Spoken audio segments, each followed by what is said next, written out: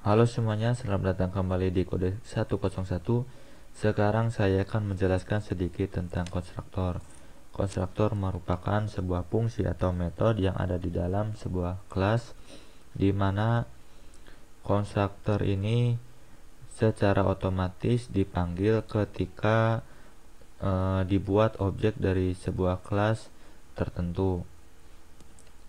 Konstruktor juga sama halnya seperti fungsi atau metode biasa, di mana tujuannya dapat mengeksekusi baris kode yang ada di dalam konstruktor tersebut dan juga dapat menerima parameter-parameter lainnya.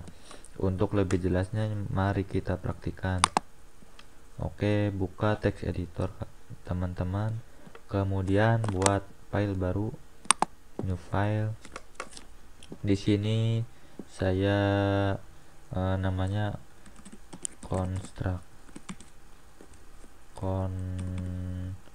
kita pakai bahasa Inggris saja, konstruktor.php. Nah, kita buat kelasnya. Saya buat kelas hitung, misalkan hitung. Nah, di sini kita buat konstruktornya. Untuk cara membuatnya sama seperti fungsi pada umumnya, public function underscore 2 kali, kemudian ketikkan kata construct. Nah, seperti ini.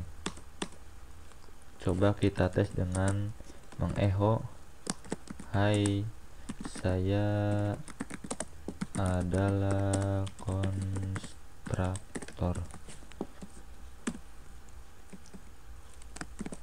Nah, kita buat objeknya mtk sama dengan new hitung. Coba kita lihat localhost php oop. Nah, coba kita buka konstruktor.php. Nah, kan keluar, hai, saya adalah konstruktor.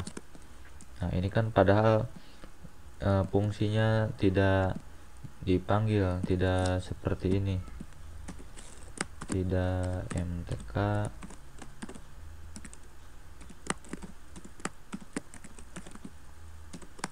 Nah, tidak seperti ini. Dia otomatis ketika objek dari kelas hitung dibuat, maka otomatis dia metode konstruktor ini dipanggil secara otomatis. Nah, contoh lainnya misalkan kita kasih dia parameter. Di sini saya buat variabel dulu, public A, public B. Nah, kita kasih parameter misalkan untuk kita jumlahkan. Di sini X, kemudian di sini Y. Kemudian, nah, untuk mengakses variabel yang ada di dalam kelas, kita memerlukan key atau kata kunci this, terus diikuti tanda panah ke kanan, lalu nama variabelnya. Misal di sini diisi sama X. Kita copy paste saja biar cepat.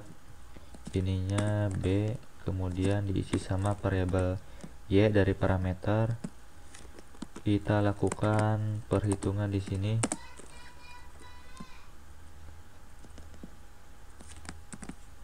Nih, dis A ditambah dis B, berarti variabel A ditambah variabel B.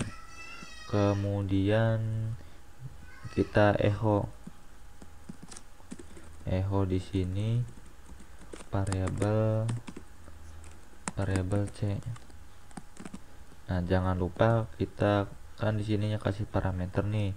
Jangan lupa di sini dikasih parameternya, misalkan 10 untuk nilai X, Y untuk 5 untuk nilai Y. Coba kita simpan lalu kita lihat di browser. Nah, hasilnya ini 15. Dia otomatis memanggil fungsi konstruktornya.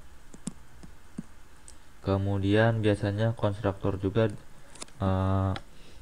digunakan untuk membuat koneksi ke database. Biasanya seperti itu. Kita coba apa ya? Kita coba membuat sebuah koneksi. Kan di sini host, saya isi localhost, kemudian user root, kemudian pas 0, kemudian db, nama databasenya misalkan db maps. Kita hapus dulu. Nah, di sini oh iya, kita harus ngasih public MySQLi. Kita copy saja, paste.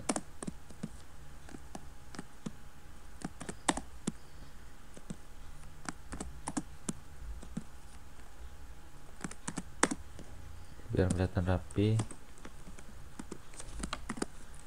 Sini saya melakukan koneksi this MySQLi sama dengan new MySQLi. Nah, parameter pertama kita kasih this host, kemudian this user, kemudian this pass, this db atau database.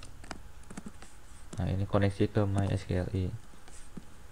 Coba kita cek di sini nih, if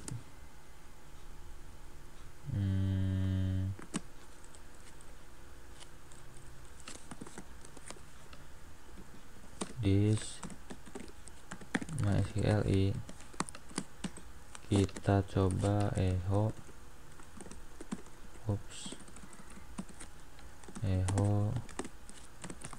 berhasil koneksi ke database. Coba kita jalankan, reload.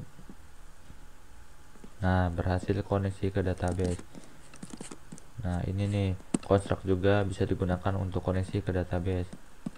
Jadi ketika kita punya banyak file yang memerlukan koneksi ke database, kita hanya perlu membuat sebuah kelas, kemudian buat metode construct-nya, isi seperti ini.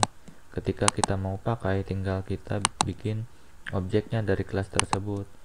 Jadi ketika dibuat objeknya, maka koneksinya akan otomatis terpanggil. Oke, saya rasa cukup. Sekian tutorial dari saya. Mohon maaf bila masih banyak kekurangan, dan terus belajar untuk menjadi lebih baik. Sampai jumpa di video-video tutorial berikutnya. Terima kasih.